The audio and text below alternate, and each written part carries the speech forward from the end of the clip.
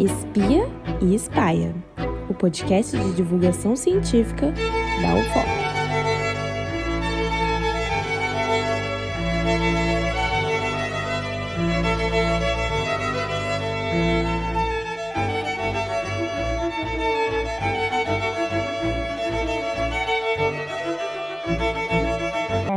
No meio da noite e nas esquinas dos caminhos das estradas, as assombrações são luz e grito. De noite corre onça da mão torta e onça-boi, e suas patas são iguais a de boi. De noite corre o cabeleira, cangaceiro amaldiçoado que segura numa mão uma faca ensanguentada e na outra a própria cabeça. De noite corre também fogo vivo, um vapor luminoso subido dos túmulos, cujo grito sem boca endoidece as pessoas. Trecho do livro Gótico Nordestino, do Cristiano Aguiar. Eu sou a Jadna Lana, sou escritora, mestranda pela UFOP em Estudos da Linguagem, e nesse episódio do Espia e Espáia, a gente vai conversar com o Cristiano Aguiar sobre a literatura gótica e fantástica. Então fique por dentro daqui do episódio e conheça o que a gente tem estudado na universidade sobre esse assunto. Vamos conversar sobre gótico nordestino e o fantástico brasileiro com o Cristiano Aguiar, que é escritor, crítico literário e professor. Ele é formado em letras pela Universidade Federal de Pernambuco, é mestre em teoria literária e doutor em letras pela Universidade Presbiteriana Mackenzie. Editou revistas e sites de literatura, além de periódicos acadêmicos. A gente agradece, Cristiano, primeiro pela sua presença, por você ter aceitado participar do podcast, ainda mais por ser tão importante que exista a presença de escritores e pesquisadores de literatura fantástica na universidade. Então é um prazer conversar sobre essa temática com você hoje. Muito legal, Jadna. Obrigado, viu, por me convidar. Vai ser um prazer conversar com você. E é muito legal esse movimento, seja um escritor de literatura fantástica ou não, é muito legal esse movimento, embora seja acadêmico, eu também sou escritor, é muito legal esse movimento dentro da universidade, em que o escritor, a escritora, seja uma voz a ser ouvida e seja um lugar de interlocução com quem faz pesquisa acadêmica, né? Então isso é muito massa, muito legal. Legal. Eu conheci o trabalho do Cristiano através do livro, o Gótico Nordestino, que eu li um trechinho aqui para vocês. Esse livro ele é vencedor do prêmio Clarice Lispector 2022, que é um prêmio da Biblioteca Nacional. Então, a gente fica ainda mais feliz de poder homenagear essa obra com o próprio autor aqui presente. E para começar, Cristiano, eu queria que você pudesse falar um pouquinho sobre gótico em termos gerais, para aproximar o tema do nosso leitor, caso a quem estiver nos ouvindo ainda não conheça sobre termo gótico, a literatura gótica. Ah, que legal. Bom, vamos lá então. Você me dá quantas horas para eu responder? A gente tem tempo. O podcast é 1 hora, qualquer coisa a gente corta. Então, legal. O gótico, enquanto uma estética, tá? Ele nasce no final do século XVIII. No caso da literatura, um possível marco inicial para o gótico está na literatura britânica, na literatura inglesa, com o Castelo de Otranto, um romance escrito pelo Horace Walpole, né? E aí o que é o gótico, né? E aí o que eu vou aqui, Jadna, pensar um pouco uma definição do gótico a partir do que um pesquisador, que é muito referência para mim, que é o Júlio França, professor da UERJ, né? Pensa em relação a isso, né? Pensa em relação ao gótico.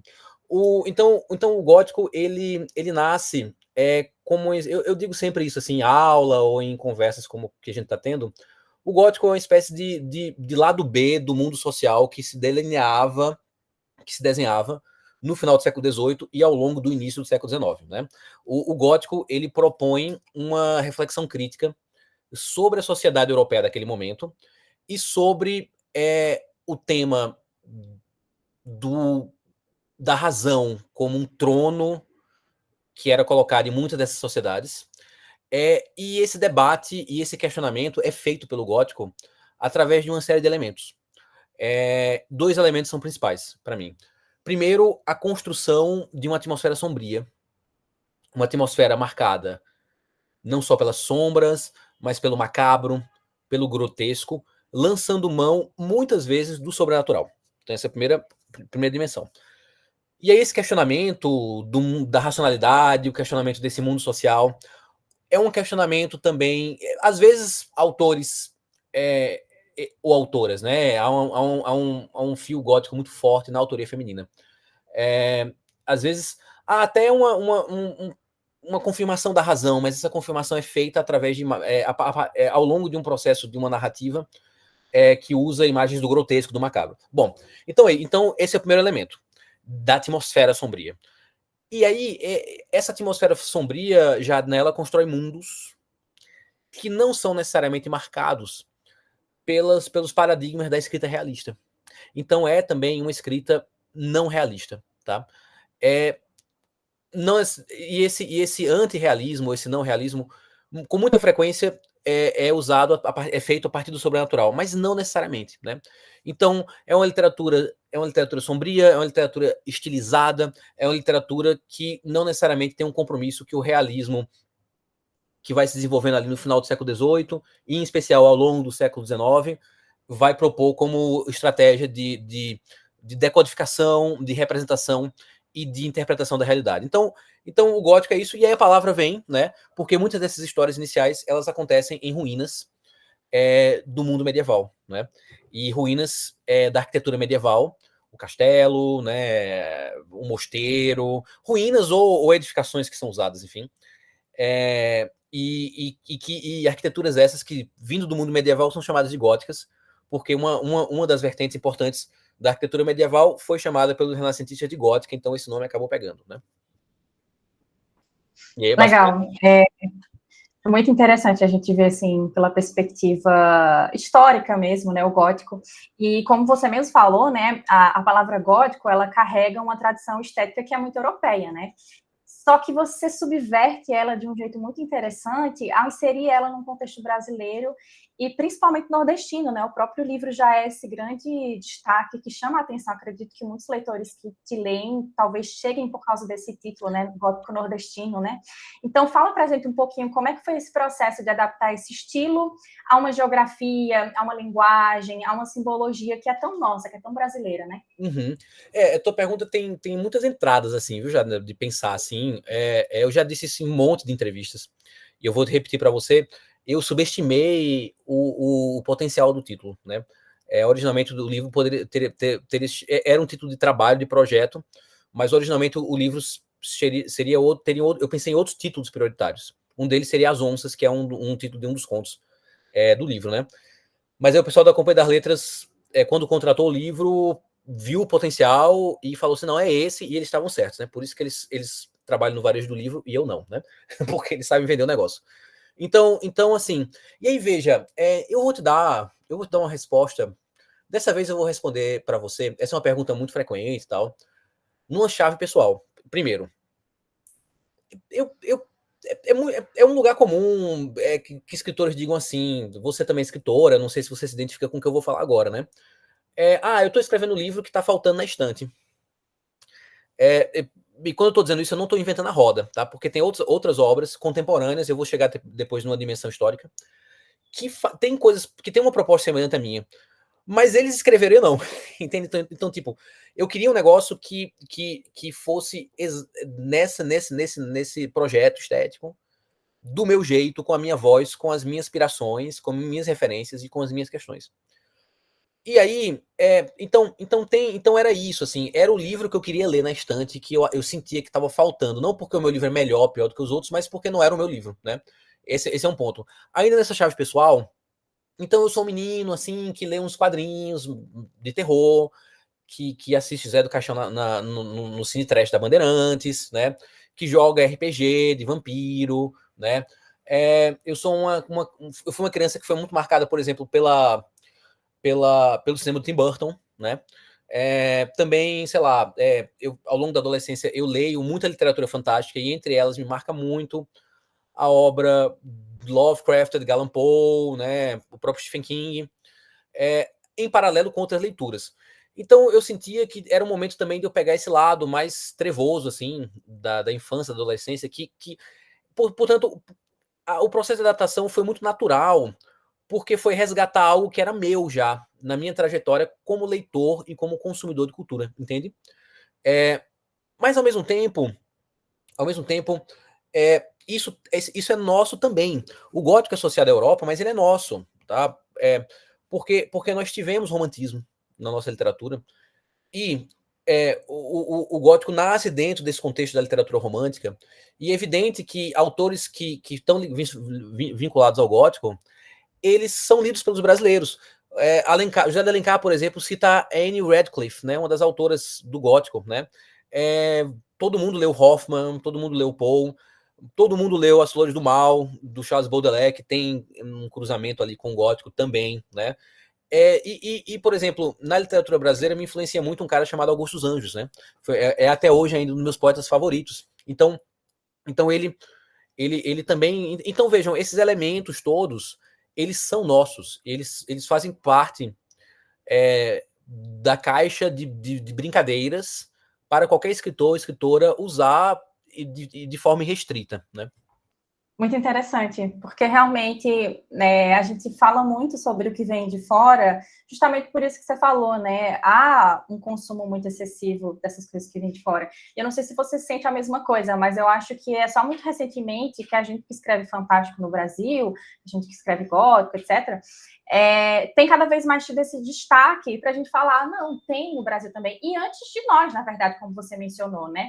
Só que eu acho que antigamente esses autores eles eram vistos muito no lugar de escritores brasileiros, e eu acho que não entravam muito nesses gêneros específicos. A gente está fazendo fantástico, a gente está fazendo gótico, a gente está fazendo terror.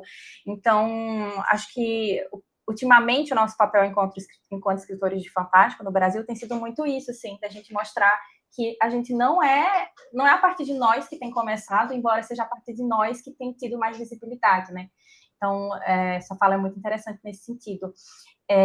E aí, dentro disso, dessa mesma pergunta, né, você falou aí do gótico, o que te levou a explorar ele no contexto nordestino, né? Eu sei que você é nordestino, então já tenho ideia ali, mas para o público entender mesmo, né? Quais foram as suas influências, tanto literárias, culturais, como você falou, né?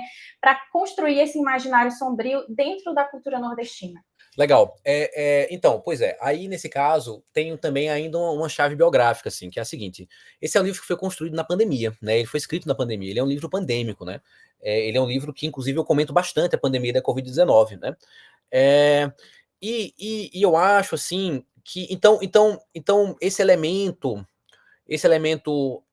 mais sombrio, né? Que vem do gótico, que vem do horror, né? Tem elementos da ficção científica também, mas sempre nessa chave mais dark, assim. Eles também foram uma maneira já de eu elaborar essa crise que eu vivia ligada à pandemia, né? Ligada a também um contexto político no Brasil muito difícil, né? Mais difícil do que a gente tem hoje, né? A pandemia me afeta não só nessa dimensão estrutural mais ampla, no macro, mas também em questões da minha vida pessoal, né? Então tem essa chave, assim, né? Tem essa chave. E aí, só que aí essa chave estava incompleta se eu não trouxesse o Nordeste, né? E aí isso é um contraponto com o meu livro anterior. Antes do Gótico Nordestino, que saiu em 2022, eu publiquei um livro de contos que chama-se Na Outra Margem, o Leviatã. Ele saiu em 2018 pela editora Lote 42, e é um livro muito sobre São Paulo, assim. Já tem uma certa imaginação atmosférica, gótica, que eu acho que eu identifico nesse livro, né? Na Outra Margem, o Leviatã. Mas ele é um livro bastante sobre São Paulo, e eu sentia que eu não queria repetir esse livro sobre São Paulo. Eu queria voltar para casa simbolicamente, né? Então, nesse momento de crise em que eu uso essas ferramentas, eu falei, não posso, é hora de estar... Eu estou isolado aqui em São Paulo, né? E é hora, então, de pensar o Nordeste, né? Calhou também de, naquele momento da escrita do Gótico Nordestino, eu estar relendo algumas coisas do romance 30, né? Em especial do romance nordestino de 30.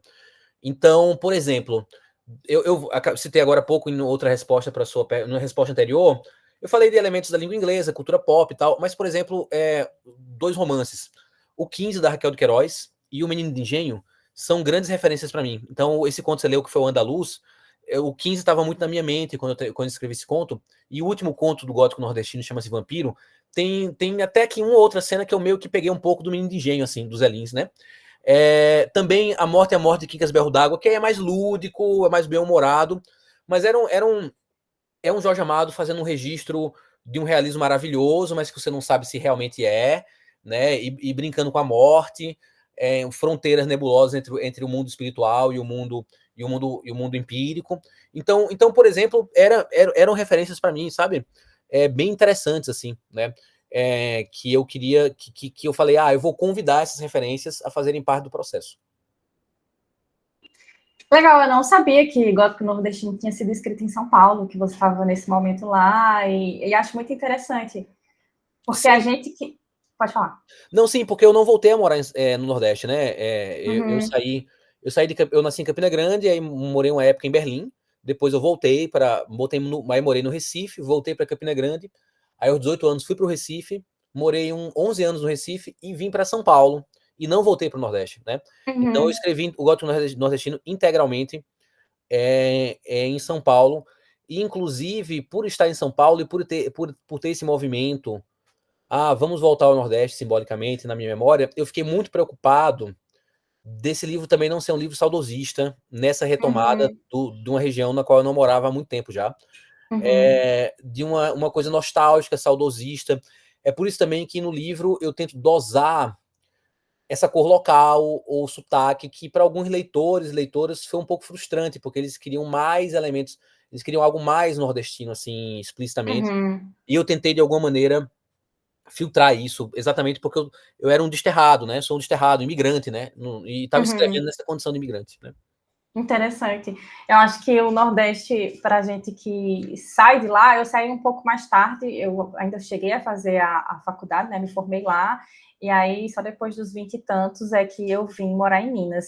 Mas então vai fazer o quê? Só faz 2 anos e pouco que eu moro em Minas. Então ainda tenho muita memória recente do Nordeste, mas é muito diferente escrever estando em outro estado do que estar escrevendo lá, porque é muito esse lugar e esse espaço de saudade que a gente tenta rememorar, aquela coisa de, aquela brincadeira, né? Você só valoriza quando está longe, no sentido de muitas coisas que faziam parte do meu cotidiano, de certa forma eu não valorizava como pessoa, mas quando eu comecei a escrever sobre o Nordeste, veio essa vontade de, caramba, queria ter aproveitado mais as festas juninas, queria ter aproveitado mais os ritos tão comuns, porque eu nasci em Campina Grande, mas me criei no interior do Nordeste mesmo, assim, na Rua Palmeira, 4.000 habitantes, então, assim, sabe Uhum. o nome de todo mundo daquela cidade, e tinha muito essa coisa do, esse lugar pequeno, que não tem nada, nananã, e aí quando você sai, pelo menos eu tive essa sensação, quando eu saí, eu fiquei tipo, caramba, que saudade daquele lugar pequeno que eu conheci todo mundo, sabe? Não, É muito eu interessante. me identifico com isso, e assim, por exemplo, então o Gótico Nordestino foi escrito completamente no espaço da memória e da saudade, né?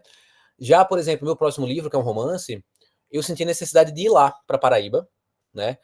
Eu passei pouco tempo, inclusive, para viver o São João, porque desde 2013 eu não ia passar o São João no Nordeste, né? Em Campina Grande. Quando eu fui agora, ano passado, eu passei alguns dias.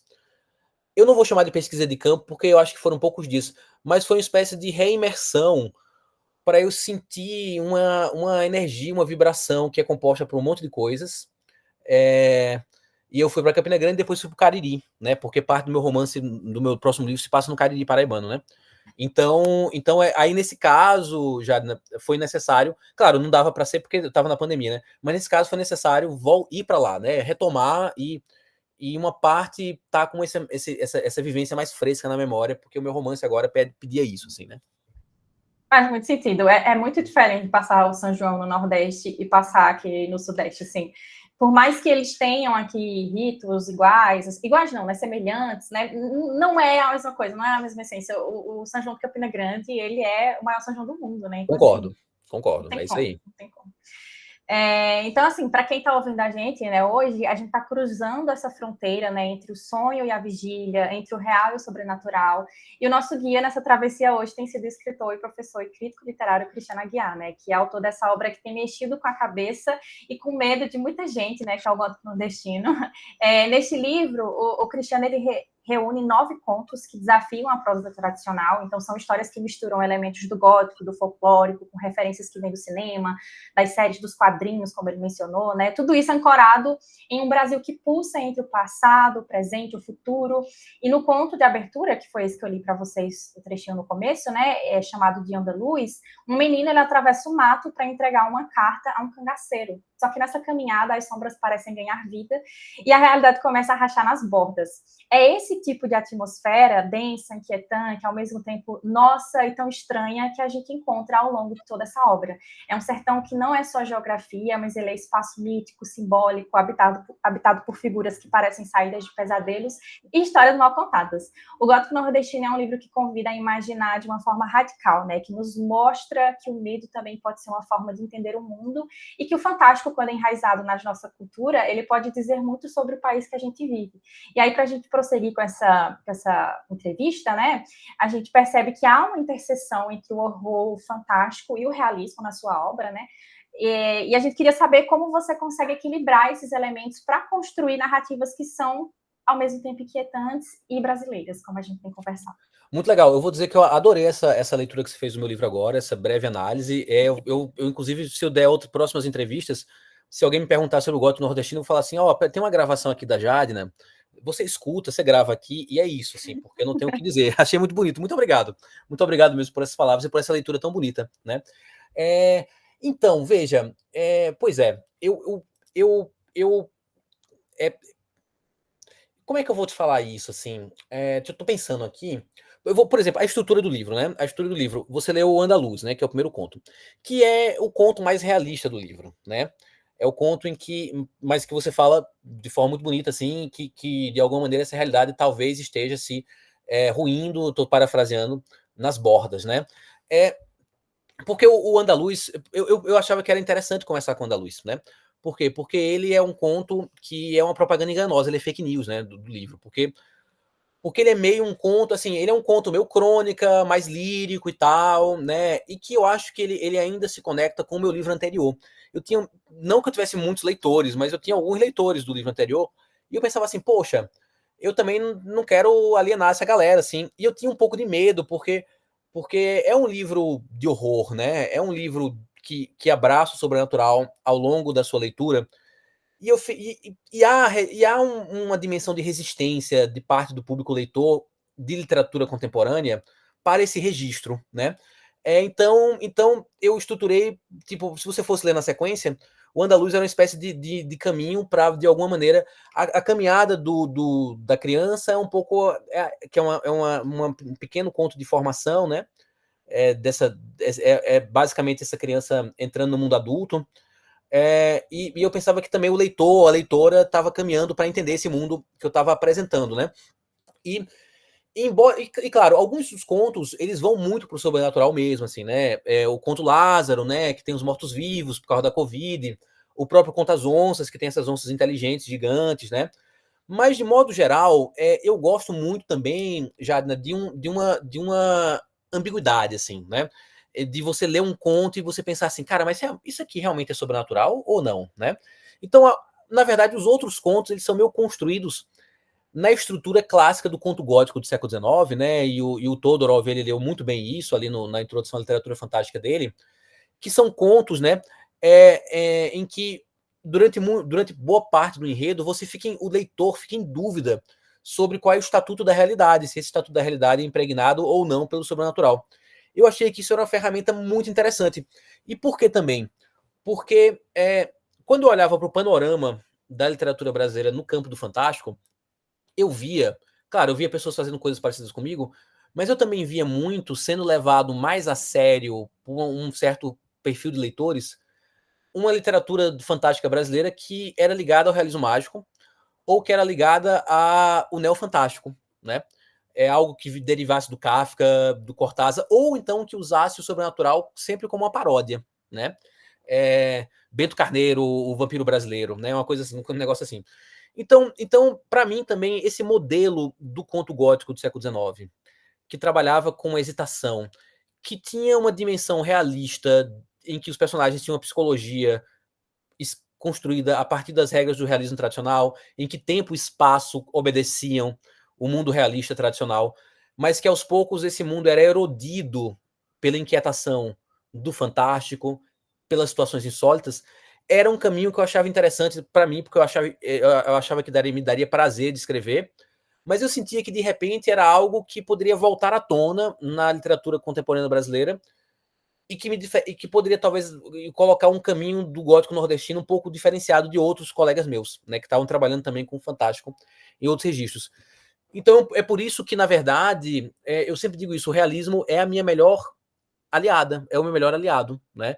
Porque ele está muito forte ali nos contos do livro. Então, me interessava voltar a esse século XIX, de alguma maneira, e pegar esses elementos, sabe? Legal, querendo ou não, um pouco do que você falou já denunciam até a minha próxima pergunta, porque assim, eu sempre falo, não sei, mas já suspeitando, principalmente da forma como você falou. Mas a gente que pesquisa e escreve ao mesmo tempo, eu acho que a gente não consegue diferenciar um pouco do pesquisador e o escritor, porque eu não sei você, mas eu, quando eu começo a ler teoria, eu já fico assim, tem muita coisa minha que nasce a partir da teoria, porque você pensa justamente nisso, de caramba, será que tem alguém satânico fazendo isso? E é muito interessante porque eu acho mesmo que quem conhece das teorias, desses propósitos, desse histórico, eu acho que nota quando lê a nossa escrita, sabe? Então, a minha próxima pergunta é justamente sobre isso, né? Como você, enquanto pesquisador, né, e por consequência professor também, transita entre a prática criativa e a reflexão crítica. Por quê? Como a sua formação crítica literária, de um doutor em literatura, né, influencia nas escolhas estilísticas e temáticas que você escolheu para o gótico nordestino, né? Então, eu já estou perguntando, mas deduzindo, né? Há um diálogo consciente em teorias literárias durante a sua escrita? Pois é, então, eu acho que, veja, eu sou, além de escritor, sou um acadêmico, né? E isso faz parte da minha formação, do meu estilo de vida, da minha profissão. Por que eu estou dizendo isso? Porque não há como negar isso de alguma maneira, né? Se você tem uma formação acadêmica, ou mesmo que, né, para quem está escutando a gente, se você não passou por letras ou algo assim, ou sei lá, filosofia, sei lá o quê, mas se você lê constantemente crítica literária, ou tem contato com a teoria da literatura, por exemplo, isso vai te dar uma autoconsciência sobre a linguagem literária. Pro bem e pro mal. Pro bem e pro mal. Eu queria enfatizar isso, né? Por quê? Porque um escritor, uma escritora autoconsciente, por ter sido formada com o olhar leitor pela teoria ou pela crítica, não necessariamente é melhor ou pior do que um escritor ou escritora que foi para um caminho mais intuitivo, ou que teve uma outra formação, né? É diferente. Tem ótimos exemplos tanto de uma forma quanto de outra. E péssimos exemplos tanto de uma forma quanto de outra. Então essa autoconsciência sobre a linguagem literária, ela pode ajudar muito, mas ela também pode atrapalhar bastante, né? Eu, durante a minha vida, durante boa parte da minha vida, eu fiquei tentando um caminho para conciliar a dimensão acadêmica da dimensão de escritor. Ou melhor, as identidades, né? E aí eu descobri que o melhor caminho é desencanar e jogar a toalha e desistir. Não é conciliável, eu não concilio, tá? Às vezes eu tô mais numa dimensão como acadêmico, às vezes eu tô mais numa dimensão como escritor, né? E é isso, e tudo bem. Assim, eu aprendi a aceitar que eu tô numa encruzilhada, né? Para usar uma expressão que não tem nada a ver com o nosso debate, mas faz sentido pra gente, eu tô no entre-lugar, né? Pegando aí, cara, no Silvano de Santiago, eu tô no entre-lugar existencial entre o acadêmico e o escritor, né? Então, mas aí, por exemplo, eu durante muitos. Quando eu era mais jovem, já estava escrevendo e tudo mais, eu fiz uma literatura que eu acho que às vezes era muito uma literatura que meus professores de letras. Não é que eles iam ler, porque eles não leram, porque eu não mostrei. Mas que eu pensava assim que tinha um leitor ideal e eram esses professores da teoria literária, assim, ou da linguística e coisa e tal, né? Eles eram o meu leitor que eu projetava, assim. E isso fez, às vezes, com que eu fizesse uma literatura muito teorizante, muito. Não seria teorizante, mas assim, uma literatura que encaixava bem com as teorias da linguagem que estavam na minha formação na Universidade Federal de Pernambuco, por exemplo, né? Então, e depois eu percebi que tudo que eu escrevia um pouco nesse viés era muito ruim, isso me frustrou.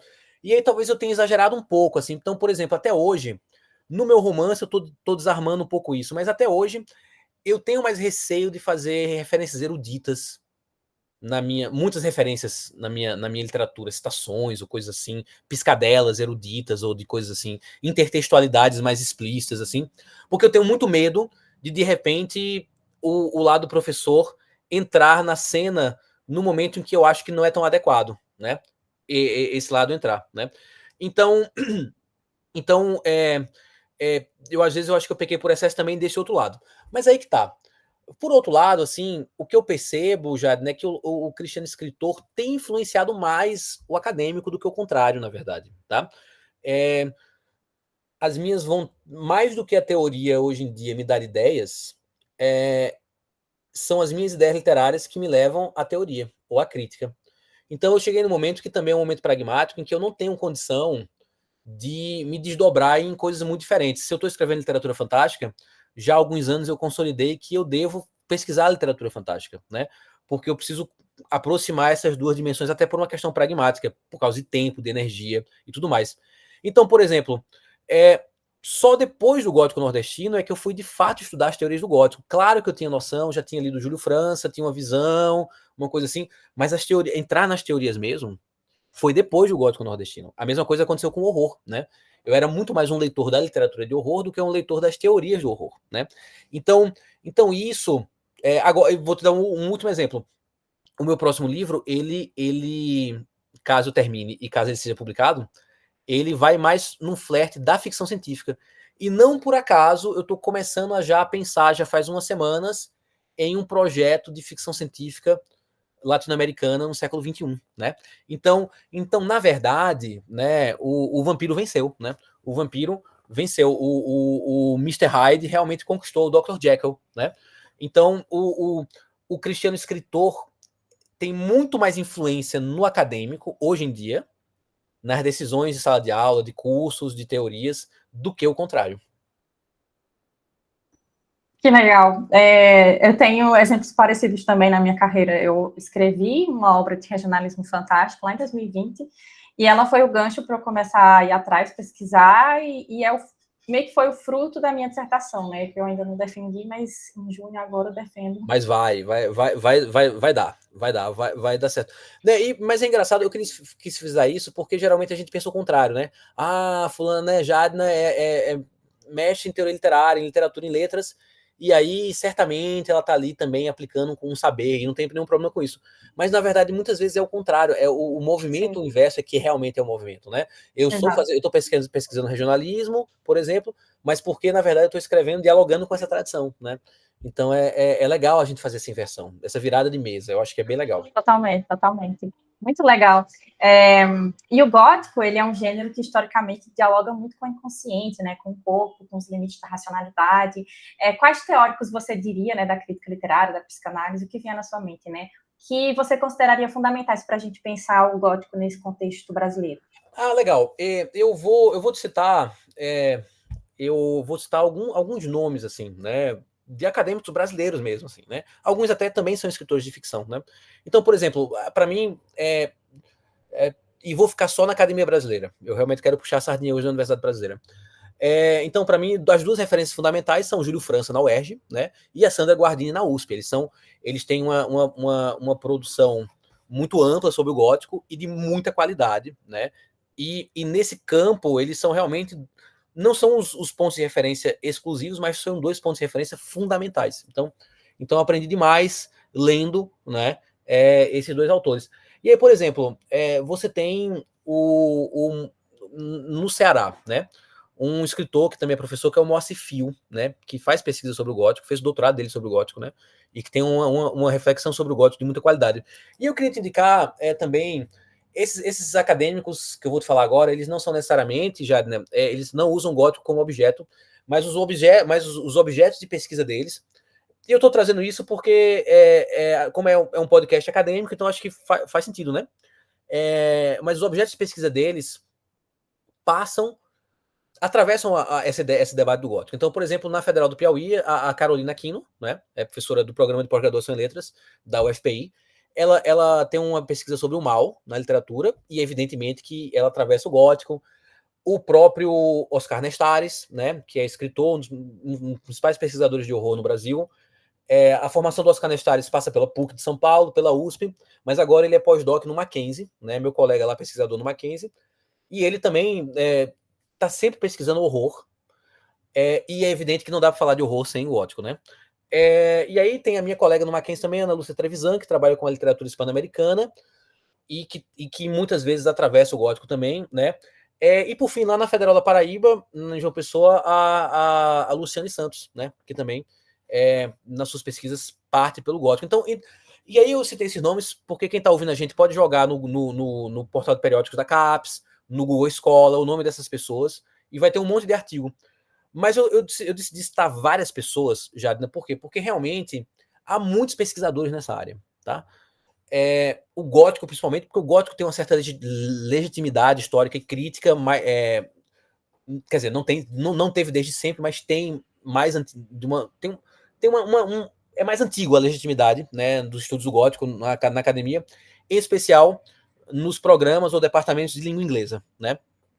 A novidade mais recente é que esse debate sai desses departamentos e vai para outros departamentos e outras pesquisas e outras linhas de pesquisa nas pós-graduações em letras. Então, para mostrar porque assim, existe todo um ecossistema de pesquisadores e pesquisadoras nas pós-graduações e nas graduações que estão trabalhando com esses temas afins. Horror, gótico, literatura fantástica, ficção científica, né? Isso não era verdade há 20 anos atrás. E esse é meu ponto também. Né? Há 20 anos atrás era muito mais difícil se encontrar pesquisadores nessas áreas. Mas é impressionante como mudou. É impressionante como mudou, né? E que bom que mudou. Tanto que a gente está aqui, né? Eu estou falando no Mackenzie, no meu lado pesquisador, e você, do seu lado pesquisadora, está falando pela UFOP, né? Então eu acho que é legal pontuar isso também. Ah, sim. E aí, mas eu queria te dar, você falou de psicanálise, né? E a psicanálise tem sido um interesse forte para mim desde o ano passado, né? Eu brinco que eu tenho uma certa conversão psicanalítica desde 2020, a gente está em 2025, desde 2024. E aí, para pensar no gótico, vale a pena olhar o Freud, né? Vale a pena voltar para Freud, porque de fato o gótico muitas vezes estava elaborando questões que interessam a psicanálise ou a outros ramos da psicologia e que eram literalmente inconfessáveis a não ser na literatura, né? E além disso, também um outro autor que faz muito a minha cabeça e que eu estou voltando para ele agora é o Georges Bataille, né? E aí o erotismo do Bataille ou então a literatura e o mal também são ótimos interlocutores para pensar as dimensões do desejo que estão no gótico, por exemplo, né? Foi igual eu mencionei na nossa primeira entrevista da série de Literatura Fantástica, né, do podcast, com o professor Alexandre. Eu falei, não, eu vou terminar, eu mesmo vou ouvir várias vezes para ficar anotando todas as referências que vocês jogaram, porque querendo ou não é uma aula, então quem estiver ouvindo a gente, né? O Alexander é outro exemplo, poderia ter citado também, excelente pesquisador, né? Isso aí, aprendi já muito com ele. Demais, demais, demais. E aí, sobre essa questão acadêmica, né? Você, né, como professor, a gente já falou muito de escritor, mas como professor, né? Qual o papel da literatura fantástica, na sua opinião, e se você quiser falar especificamente da vertente gótica, né, não sei, na formação de leitor e crítico literário contemporâneo, né? Porque a gente sabe que esse tipo de narrativa, de literatura, enfrentou, né, vários obstáculos e resistências nos espaços acadêmicos. Como você acha que está esse cenário, que isso está mais aceito, mesmo que tenha muita gente pesquisando? Como é que está? Dá um panorama para a gente. Eu acho que sim, eu acho que isso, que em parte eu respondi isso na pergunta anterior, talvez, né? Você vai me dizer. Eu acho que sim, viu, Jadna? Eu acho que há uma. À medida que a gente vai tendo. Porque aí vejo, tem vários movimentos, assim. A gente tem. À medida que a gente vai tendo professores em sala de aula, seja no ensino superior ou na educação básica, né? E esses professores, eles foram formados leitores em parte por essa literatura fantástica. E aí eles passam a ter uma formação que diz para eles, olha, essa parte da leitura que vocês têm é interessante também na sala de aula ou como pesquisa. A partir do momento que isso acontece, e é o que está acontecendo agora, você tem um caráter multiplicador, né? Em que esses professores agora, tanto em um âmbito da educação básica, quanto no âmbito do ensino superior, eles vão levar isso para a sala de aula, né? Eles vão devolver isso para a sala de aula. Outras gerações de professores foram forjadas com essa leitura também da literatura fantástica, mas a formação que elas tiveram e o ambiente de debate público no qual eles e elas se inseriram, não permitia que, de repente, houvesse mais da literatura fantástica nas suas práticas docentes, por exemplo, ou nas suas práticas de pesquisa. Isso mudou. Ainda há um preconceito ou algo de olhar estranho? Sim, eu acho que sim, em diferentes dimensões, inclusive na dimensão acadêmica. Bom, aí vai depender muito, assim, por exemplo, eu estou dando na graduação esse semestre, eu dou 2 disciplinas na graduação, uma que é de literatura brasileira, né? Que aí é um corpus que não passa tanto pelo fantástico, né? Mas eu tenho uma outra que é uma de teoria literária, e aí, por exemplo, eles tiveram 2 leituras comigo, né? A Auto da Compadecida, da Ariano Suassuna, né? E o Frankenstein, da Mary Shelley, né? Inclusive, nesse momento, a gente está terminando o semestre. Daqui a pouco, a partir da próxima semana, a gente já vai fazer esse debate sobre o Frankenstein. Então, veja que quando é possível, você consegue inserir. Aí lá no Mackenzie a gente tem os projetos integradores, que são trabalhos de extensão no final da manhã, e aí 3 colegas minhas estão fazendo um projeto integrador de literatura fantástica de língua inglesa, né? Porque a gente é dupla língua, né? Português e inglês, da graduação. Então eu vejo, sei lá, iniciativas semelhantes, assim, de outros colegas que têm falado comigo. Eu acho que, assim, colegas que trabalham com outras áreas e que não estão familiarizadas, enquanto leitores, com a literatura fantástica, a impressão que eu tenho é que já há uma aceitação, de modo geral, de dizer assim, olha, aqui tem, sei lá, estudos queer, aqui tem a literatura portuguesa modernista, aqui tem abordagens feministas, e aqui tá a galera do gótico, a galera do insólito ficcional, como diz o pessoal lá do Rio, né? Então, eu acho que tem uma consolidação mesmo, assim. É louco, né? Querendo ou não, a gente já está falando um pouco até sobre a próxima pergunta, que eu ia perguntar justamente como é que é na academia, se você tem disciplinas de literatura fantástica, se já entra melhor, porque a gente sabe que a maioria a gente está falando de cânone, né? E aí quando a gente vai trazer essas literaturas mais da margem, a gente sabe que a gente tem um certo empecilho, né? Mas eu vejo esse movimento acontecendo realmente como disciplinas complementares. Então eu tenho um colega lá da UEPB, um grande amigo que é professor lá, que ele já falou comigo, já comentou, estou trabalhando 2 obras suas de regionalismo fantástico aqui na UEPB, ainda não é oficial, né? São disciplinas para quem se interessa, mas sinto que a gente está avançando aí nesse caminho. Eu acho que, por exemplo, esse podcast mesmo, assim, essa série que eu e a Mônica a gente iniciou, eu acho que também serve muito para isso, para a gente ir se colocando nesses espaços o máximo que a gente conseguir, porque acho que a literatura fantástica, gótica, enfim, tem que estar nesses espaços, é muito preciosa, né? E acho que a gente que é escritor, professor, pesquisador, a gente tem muito essa consciência, como você falou, de perceber essa importância e tentar ir se colocando nesses lugares também. Muito legal. Sim, não, eu concordo. E a minha leitura... Perdão, a minha leitura é parecida com a sua, né? Na graduação me parece algo mais suplementar, né? Ou algo, se você está estudando as literaturas em língua inglesa, aí em algum momento, como é muito forte nessas literaturas, ou se você está fazendo uma formação, sei lá, em espanhol, e aí em algum momento você vai falar do realismo mágico, ou vai falar da literatura fantástica do Rio da Prata, né, com a geração de Borges, etc, né? Na pós-graduação, aí o que eu vejo, você já tem muitos congressos específicos na área, né? Você tem uma revista como Abusões, né? Lá na UERJ, que é uma revista voltada para a publicação de produção acadêmica sobre literatura fantástica, né? E eu identifico muitas disciplinas também que vão aparecendo. Por exemplo, no Mackenzie, né, no nosso programa de pós-graduação, a gente tem uma disciplina de literatura fantástica, né? Ela geralmente é ofertada uma vez por ano. Hoje mesmo, nesse dia que eu estou gravando entrevista, eu dei aula de ficção científica, né, nessa disciplina, né? Então eu acho que no âmbito da pós-graduação, me parece que já não é tão suplementar. Você pode encontrar com alguma frequência, né, uma formação já nessa área, assim, né? Verdade, já me falaram que é bem forte, acho que não é o RFJ, é uma corrente de insólito, que falam muito sobre insólito, parece que são galera que pesquisa fortemente lá, eu fiquei mega curiosa. Nossa, eu ia pirar se na época da minha graduação tivesse tido alguma eletiva ou alguma disciplina de fantástico.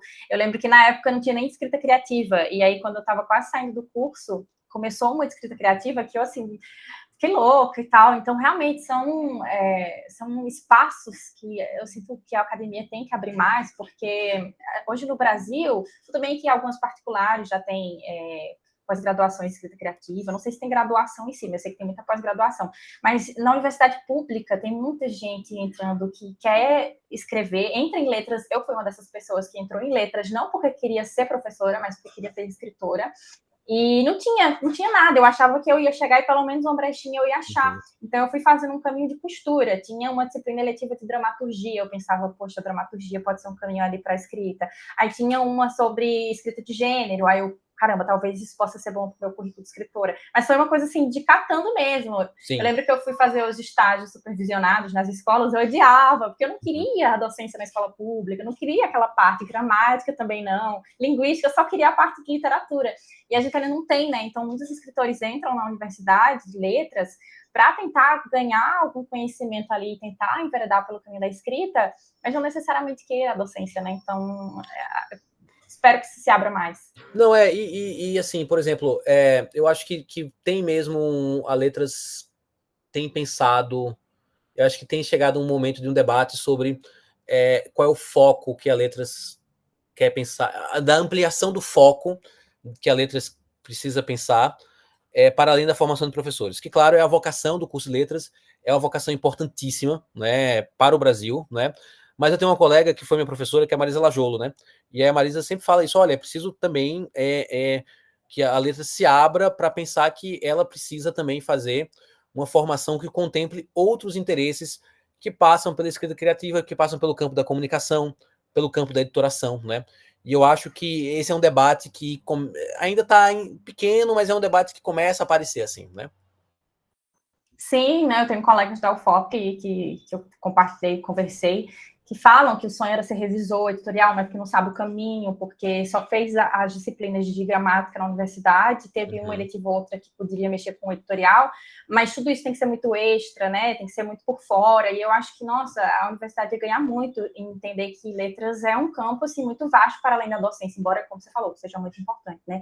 Então, mas eu acho, assim, que a gente debater isso já é uma coisa muito, assim, que pesa, que vai chegando e que vai sendo debatido e no futuro sendo ampliado, tenho certeza, tomara. E aí, para a gente encerrar, Cristiano, eu queria que você falasse para as pessoas que estão nos ouvindo, né, que são acadêmicos, mas imagino que tenha muita gente que queira escrever, que seja aspirante a escritor. Qual conselho você daria, né, para quem quer explorar o fantástico brasileiro, sem cair muito nessas fórmulas importadas e caricaturadas, assim, do imaginário, pensar num fantástico brasileiro, como a gente tem conversado, assim, o que você daria de conselho? Legal. Tem vários conselhos. Conselho de cidade de graça. É conselho de graça, né? E eu vou dar um monte de conselhos, não sigo nenhum deles, ou algo do tipo, né? Então, veja só, a primeira coisa é o seguinte: é natural. Primeiro conselho, o primeiro conselho de Cristiano, né? Coisa bem tiozão. É natural, tá? Que você escreva como fã de algum autor, de alguma autora, de algum movimento literário, de algum conjunto de obras que você ama, e é esse amor que levou você para o caminho das letras. Ótimo, esse amor não pode acabar. A literatura é sobre paixões, a literatura deve ser assentada nas paixões humanas.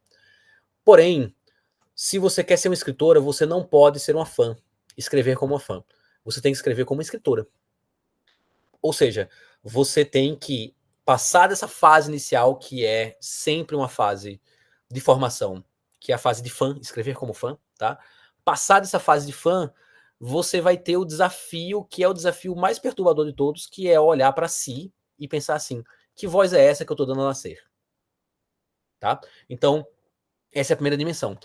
No campo da literatura fantástica, tem uma questão que é a seguinte: muitas vezes você se coloca para escrever uma fantasia e para escrever horror, mas você não leu tanto assim. Você viu um monte de filmes, jogou um monte de videogame, tá? E aí vai escrever. Outra vez, é uma etapa importante também, porque é importante escrever. Escreva como você quiser. Mas é muito importante que na etapa do amadurecimento, conselho 2 do tiozinho, a etapa do amadurecimento tenha também uma construção de repertório de leitura, tá? Um escritor, uma escritora se faz lendo. Lendo e lendo de forma paranoica, buscando sempre um significado para além daquele texto. Lendo de uma forma, como o Ricardo Piglia fala, de uma forma meio detetivesca, né? O leitor detetive, de alguma maneira, né? Lendo de uma maneira que você vai treinando um olhar profissional. Então, eu tenho referências de cinema, muito de quadrinhos. O quadrinho é muito importante para o gótico nordestino como uma referência estética, as histórias em quadrinhos, mangá e quadrinhos dos anos 90 de terror. No entanto, um escritor se forja na literatura, eu não abro mão disso. Pode parecer meio careta, mas eu não acho que é, tá? Totalmente.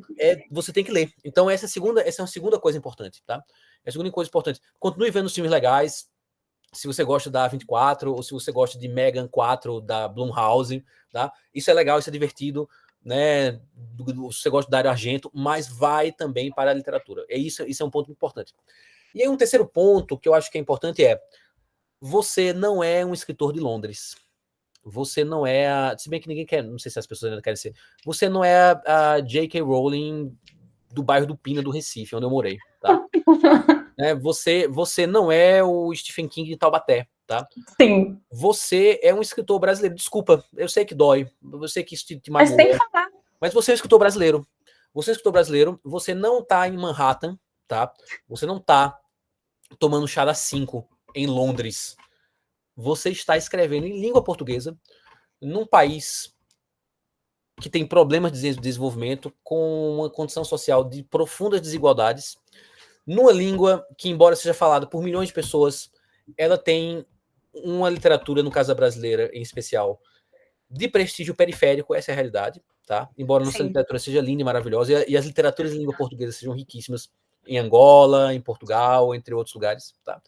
Então, você nasceu no Brasil, você escreve literatura brasileira, você escreve em língua portuguesa, e você escreve num contexto que é América Latina. Então isso que parece te oprimir, que te deixa assim, ai, poxa, como eu queria ter, né, nascido nos Estados Unidos e tal. Isso que te oprime, na verdade, supostamente te oprime, na verdade, é a condição da sua originalidade. E, portanto, a gente deve escrever literatura fantástica a partir da língua portuguesa, a partir da tradição da literatura brasileira e a partir de uma consciência de que somos latino-americanos. A gente faz fantástico por dentro da América Latina para alcançar os outros países.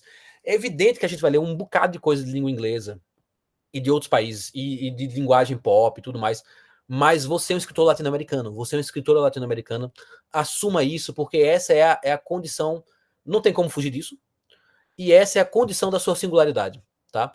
E é a partir disso que você vai construir uma literatura que hoje no Fantástico é super original. Veja a quantidade de ótimas escritoras, né, na América Latina, que estão fazendo uma nova história da literatura fantástica em suas várias vertentes. No campo do horror, veja como a Mariana Enríquez, a escritora argentina, a Mariana Enríquez, está conquistando o mundo. E a Mariana Enríquez, ela se declara fã do Stephen King, mas ela nunca quis ser uma cópia do Stephen King, um cosplay. Não sejamos cosplay no horror, por exemplo, do Stephen King, tá? Ela busca, a partir da literatura latino-americana, a partir de uma dicção argentina, tá? Fazer articulação de tantas e tantas influências que, entre outras, no horror, são, por exemplo, também o Stephen King. E por que não? É um escritor muito interessante. Então é isso, assim, já, né, que eu enxergo, assim, né? Que eu acho que é preciso deixar de ser fã em algum momento, dói, mas é preciso deixar de ser fã, né? É preciso construir um repertório de leitura que inclui o fantástico, mas que inclui também outras leituras de outros tipos de literatura. E, por fim, é preciso construir uma literatura, no caso de nós, que é assumir-se literatura brasileira, literatura fantástica brasileira. Perfeito, assim, eu não tive nenhuma das 3 orientações. Na verdade, peço encarecidamente, por tudo que é mais sagrado, que quem escutar, ouça com atenção e pratique e exercite, porque se eu tivesse tido essas 3 orientações quando eu comecei há 10 anos atrás, eu seria outra escritora. Primeiro, realmente comecei como fã, acho que é o erro de qualquer Não acho. iniciante. Atenção, não é um erro, hein? Não é um erro, é assim mesmo. Olha, para mim foi um erro. Para mim foi um erro, tá. assim, a gente vai depois a gente vai fazer uma DR sobre isso. Depois a gente faz uma DR sobre isso. Vamos. Porque foi totalmente isso, assim, escrevi muito baseada nas escritoras norte-americanas que eu era muito fã, a Rowling, inclusive, né, Harry Potter fez uma geração e eu estava no meio, a Cassandra Clare, Sarah J. Maas, todas as escritoras na época ali, 2016, comecei a escrever, eram as escritoras, assim, que faziam a minha cabeça, e eu escrevia realmente emulando muito a escrita delas e querendo copiar, entre aspas, nesse sentido de fã, né, e aí hoje, 10 anos depois, tem, assim, os últimos 4 livros da minha carreira que, de fato, são os que eu entendi a minha voz, que é essa segunda parte do que você falou, e que, se eu pudesse, eu queimava no fogo dos infernos todos os que vieram antes, Porque eu tenho muita vergonha, assim. Às vezes tem leitor meu que fala, já leu os meus recentes, e fala, vou lá conhecer o que você escreveu antes para eu saber na biografia. Eu falei, pelo amor de Deus, se você me ama, se você gosta de mim, não faz isso, porque você nunca mais vai me ler. E a pessoa, obviamente, acha que é balela, porque de fato já conhece a minha escrita hoje, sabe? Mas quem começa lá, eu fico desesperada, porque... Eu só quero, se você for, eu acho que você não deve queimar nos infernos, mas se você for queimar, aí bota também aquela J.K. Rowling nos infernos também, que eu acho ela, Bota. né? Não, Se você quiser fazer esse favor, aí você bota também ali, né? Não, assim, é triste pensar que ela assim, criou uma geração, mas assim, totalmente não me define mais, assim, quero distância. Nem menciono mais que em lugar nenhum que me inspirei, mas foi um excepcional comentar aqui, porque eu acho que realmente as suas dicas foram muito fundamentais, justamente porque foi exatamente esse caminho que eu fiz. Primeiro eu fui fã, depois eu fui entender que eu precisava do meu estilo próprio. A única coisa, assim, para complementar, talvez, suas dicas, que eu vou me intrometer e complementar dando uma minha também, é que eu acho que nenhum escritor deveria, por enquanto, pelo menos, publicar assim tão rapidamente, impulsivamente como eu fiz, a primeira obra.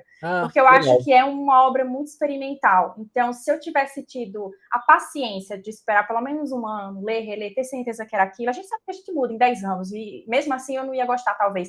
Mas acho que seria menos pior, sabe? Acho que meu primeiro livro ele foi muito impulsivo na coisa de joguei as ideias, lancei tudo ali, não pensei muito em linguagem, não pensei muito em escrita, foi quase uma fanfic, né? Eu não tô falando aqui que a fanfic é um gênero inferior, nada disso, mas era muito essa coisa de tentar emular a escrita de outra pessoa que não era minha. E hoje, como escritora profissional há mais tempo, eu percebo o quanto é importante a gente cativar essa voz que você falou, né? Principalmente, acho que a minha maior militância hoje é desse lugar de brasileiro, desse lugar de latino-americano que você trouxe, que é muito importante, porque eu acho assim, a literatura norte-americana, europeia, tá lá, tá consagrada, é aquilo que eles escrevem, e chega a ser frustrante, inclusive, a gente passear nas livrarias deles e ver que a gente não tá lá.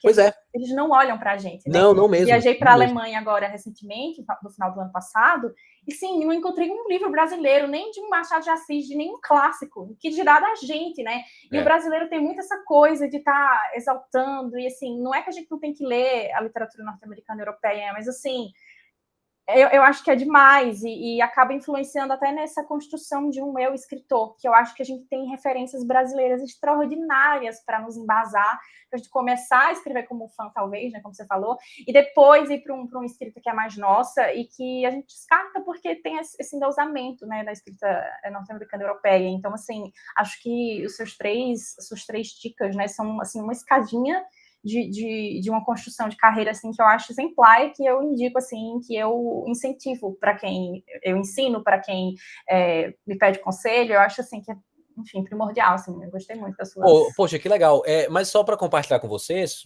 o meu primeiro livro, cujo nome eu não nomearei, ele também eu me arrependo, assim, eu me arrependo, né? Todos nós, né? Me arrependo. E eu também não quero que ele seja lido, assim, né? Não quero que ele seja lido e nada mais. Mas eu só estou dizendo isso para dizer para você também que comigo aconteceu, né? Esse desconforto, que é o desconforto de muitos autores, né? Muitas autoras. A gente não vai ser os primeiros nem os últimos, né? Isso vai acontecer muitas vezes. Mas é isso, pessoal que está ouvindo a gente. Se você começou a escrever, vai na calma. Não coloca o boi na frente, não é a calça na frente dos bois, não, porque depois a gente tem que pagar a conta. Mas escrevam muito, levem em consideração essas dicas, influências aí do Cristiano, que é um escritor que está aí premiado, né? Já tem uma carreira acadêmica muito consolidada também. Então, com certeza, são dicas muito fundamentais. É isso, Cristiano, eu queria muito agradecer, eu queria muito, assim, de verdade, eu sei que sua rotina aí estava corrida, a gente conseguiu encontrar um cantinho, um trechinho aí para enfiar esse bate-papo, foi muito legal, foi uma aula, assim, vou anotar todas as referências depois para pesquisar, para ler. Eu te confesso que gótico, assim, é uma temática que eu estudo pouco, estou muito mais ali no fantástico, no realismo mágico, no regionalismo fantástico, mas me interessa, quem sabe lendo aí gótico, eu não escrevo algumas coisas também, né, me inspire. Então, queria aí que você deixasse suas últimas palavras, se você quiser deixar suas redes sociais, onde a galera pode comprar seu livro para conhecer sua escrita também, fica à vontade. Tá, legal, que bom. Foi ótimo, adorei a conversa, foi super bacana. A gente tá gravando na véspera do feriado de 1º de maio, né? Depois que eu passei o dia literalmente inteiro dando aula. Eu tava falando com um amigo meu antes de começar a entrevista. Nossa, eu passei o dia inteiro falando.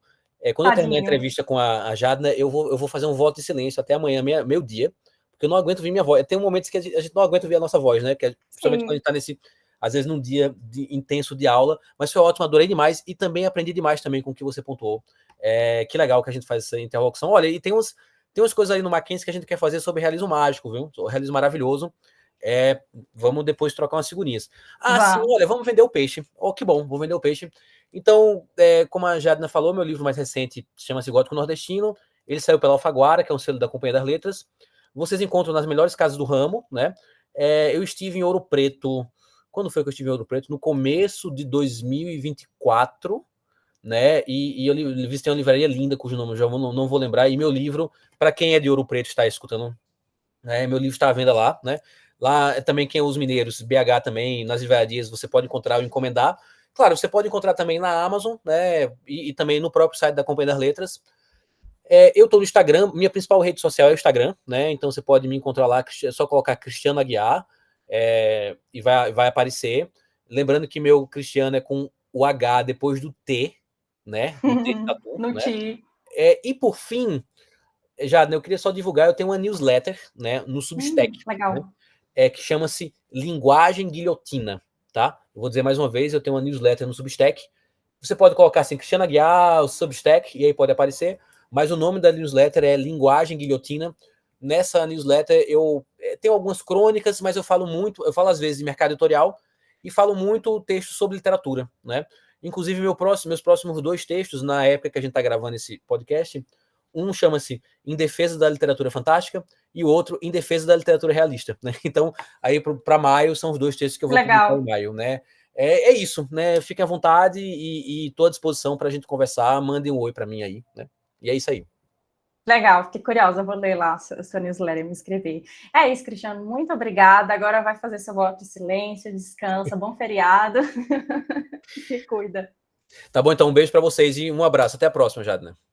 Este podcast faz parte do projeto Literatura e História em Rede, divulgação científica na região dos Inconfidentes, realizado com apoio da Fundação de Amparo à Pesquisa do Estado de Minas Gerais, FAPEMIG, e produzido no estúdio do ICHS, Instituto de Ciências Humanas e Sociais, em Mariana, Minas Gerais, no campus da Universidade Federal de Ouro Preto.